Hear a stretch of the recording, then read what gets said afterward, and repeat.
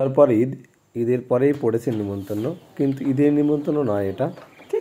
চলেন যাই দেখি কিসের নিমন্ত্রণ আর কার উদ্দেশ্যে নিমন্ত্রণ। যদিও পাশের গ্রামেই, আমাদের বাড়ি থেকে বেশি দূরে না, একটুখানি যেতে হবে।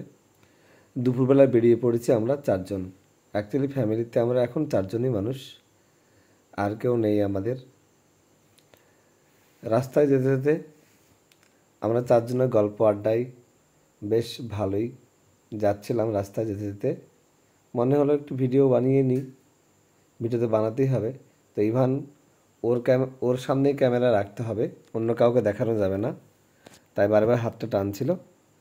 এই করতে করতে আমরা কিন্তু পৌঁছে গেছি, কেন বলেছিলাম কাছেই, তাই। বাড়ি থেকে করিমপুর খুবই কাছে আমাদের। করিমপুরে আমার হচ্ছে বড় আব্বার বড় মেয়ের বাড়ি। এটা হচ্ছে আমরা বড় আব্বার বড় মেয়ে, আমার আপামনির বাড়িতে একটা ছোট্ট অনুষ্ঠান। প্রথমেই খাওয়া দাওয়া হয়ে যাক, তারপরে বলছি কিসের অনুষ্ঠান। খাবার টেবিলে চলে এসেছি। সবাইকে পরিচয় করার দরকার নেই, কেননা যারা চেনেন তারা অবশ্যই কমেন্টসে জানাবেন, আর যারা চেনেন অবশ্যই আমার আগের ভিডিওতে হয়তো কাউকে না কাউকে দেখেছেন। এইভাবে আগে বাড়তে হবে, কেননা পুরো গল্প করা যাবে না। খাবার টেবিলে আমরা এসেছি। এটা হচ্ছে আর একটা ভাগ্নি। এই ভাগ্নির উদ্দেশ্যে আজকের হচ্ছে অনুষ্ঠানটা। ভাগ্নি মায়ের বাড়িতে আছে, মানে নাতি হয়েছে, সেই উদ্দেশ্যেই এই আয়োজন আজকের। আমার এই ভাগ্নিকে সবাই চেনেন, এর আগে আমার সঙ্গে দেখা হয়েছে কলকাতা অনেকবার। খাবার টেবিলে পৌঁছেছি, খাবার দিয়েছে, পাতা থালা সব কিছু দিচ্ছে, তার সঙ্গে গল্প হচ্ছে।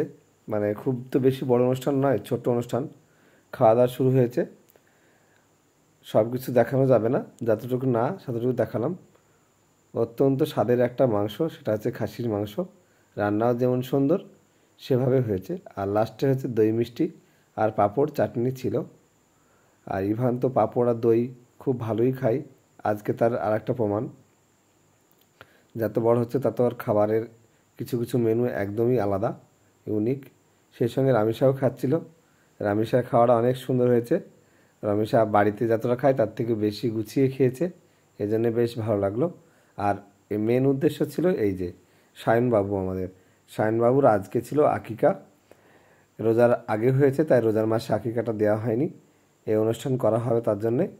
সায়নবাবু আর সায়নবাবুর মা খুব আনন্দ করে ঘুমিয়ে গেল। আর এটা হচ্ছে আমার মিষ্টি নাতি, ইনি কলকাতায় থাকেন। তারপরে আমাদের বাড়ি আসা পালা। সায়নবাবু বেশ হাসি খুশিতে চলছিল, লাস্টে একটু কান্না করলো। সব কিছু রেখে আমরা এবার বাড়ি যাব। সবার সাথে গল্প আড্ডা হলো বসে।